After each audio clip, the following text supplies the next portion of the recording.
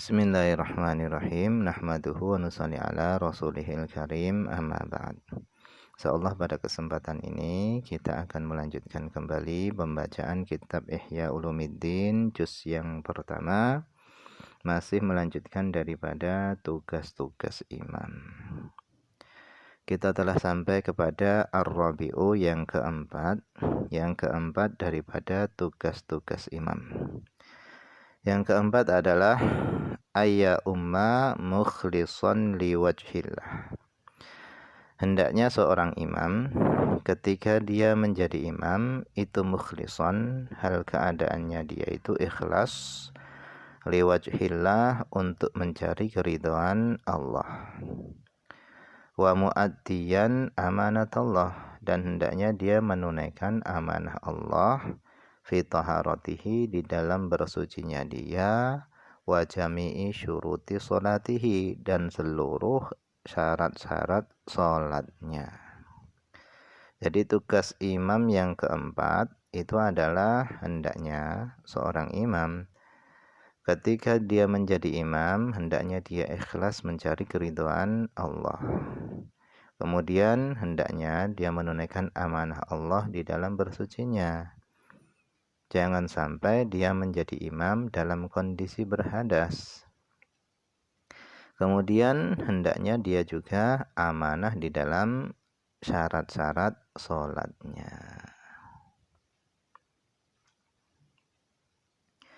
Amal ikhlasu, adapun ikhlas, fabi alla ya'khudha 'alaiha ujratan. Hendaknya dia tidak mengambil 'alaiha, atas dia menjadi imam, dia tidak mengambil ujratan, upah atau bayaran. Faqad amara Rasulullah sallallahu alaihi wasallam, sungguh Rasulullah sallallahu alaihi wasallam beliau telah memerintahkan Utsman ibn Abil As Ats-Tsaqafi.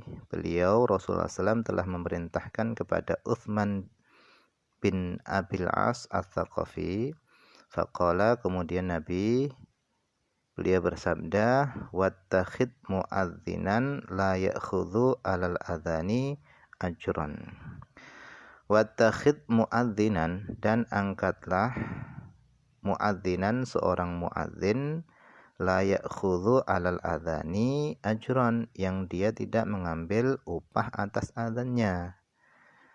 Jadi Nabi memerintahkan kepada Utsman bin Abil As Ats-Tsaqafi, beliau memerintahkan angkatlah seorang muadzin yang dia tidak mengambil upahnya atas adzannya, yang dia tidak mengambil upah atas adzannya. Jadi luar biasa. Ini adalah pendidikan dari Nabi Muhammad SAW. Hendaknya amal apapun, bukan hanya adzan, ketika seorang melakukan amal tersebut, hendaknya dia lakukan amal tadi dengan ikhlas, mencari keridhaan Allah Subhanahu wa Ta'ala, tanpa mengharap imbalan dunia.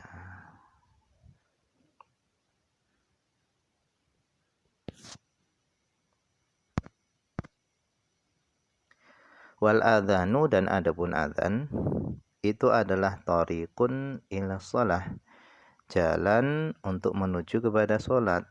Jadi adzan itu adalah thariqun ila shalah, jalan menuju salat. Fahiya, adapun salat itu aula, itu lebih layak, bi alla yu'khadha 'alaiha ajrun, dengan tidak diambil 'alaiha, atas salat tadi, ajrun, upah atau balasan. Jadi kalau adzan, yang mana adzan itu adalah sarana untuk menuju salat, itu hendaknya tidak mengambil upah daripada adzannya, maka salat itu lebih layak untuk tidak diambil upahnya. Kemudian fa'in akhadha rizqan, jika seorang mengambil rizki atau harta, min masjidin, daripada masjid, qad wuqifa, yang mana harta tadi itu telah diwakafkan, alaman atas orang yakumu bi imamatihi yang dia melaksanakan menjadi imam pada masjid tersebut. Au minas sultan, atau harta tadi itu dari pemerintah. Au min ahadin nas, atau harta tadi itu dari salah seorang dari manusia. Maka fala yuhkamu, maka tidak dihukumi mengambil harta tadi bitahrimihi, dengan haramnya. Walakinnahu, akan tetapi mengambil harta tadi itu makruhun, hukumnya dimakruhkan. Jadi hukum imam mengambil upah daripada dia menjadi imam itu hukumnya tidak haram, akan tapi makruhun, dimakruhkan.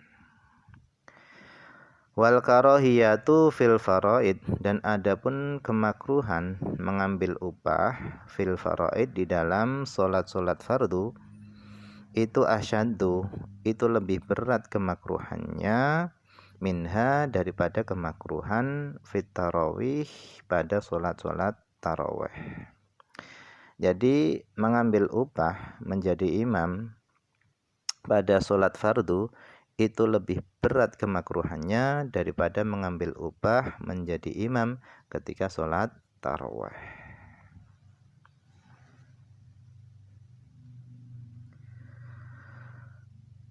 Watakunu ujrotan lahu ala mudawamatihi.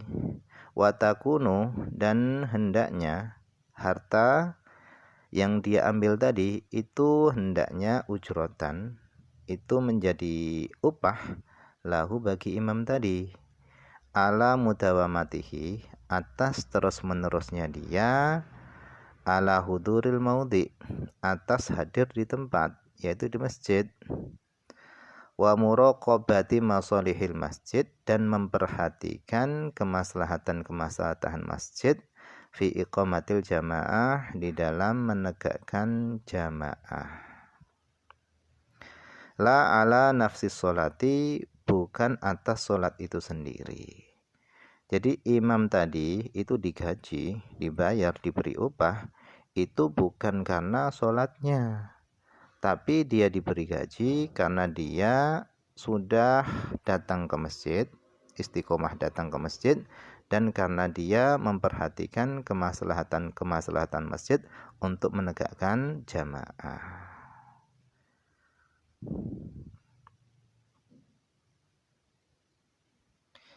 Kemudian wal amanatu, adapun amanah, fahiya, adapun amanah itu at-thaharatu batinan, thaharah secara batin, bersuci secara batin. Bersuci dari apa? Anil fisqi, daripada perbuatan fasik, wal kabair, dan dosa-dosa besar, wal israri, dan terus menerus, ala, atas, as-saghairi, dosa-dosa kecil. Fal mutarasyihu lil imamah, adapun orang yang menyodorkan diri lil imamah, untuk menjadi imam, yang bagi sepantasnya dia menghindar andalika, dari itu semua, juhdahu, semampunya. Jadi amanah yang diemban oleh seorang imam itu adalah hendaknya dia menjauhkan diri dari perbuatan itu semua. Hendaknya batinnya, hatinya itu jauh daripada perbuatan fasik, jauh daripada dosa-dosa besar, dan jauh daripada dosa-dosa kecil. Kenapa? Karena imam tadi adalah panutan.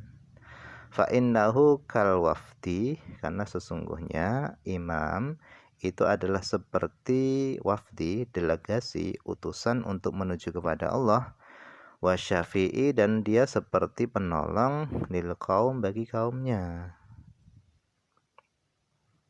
Fayam bagi, maka sepantasnya, ayakuna, adanya imam itu khairal qaumi, adalah orang yang terbaik daripada kaum tersebut.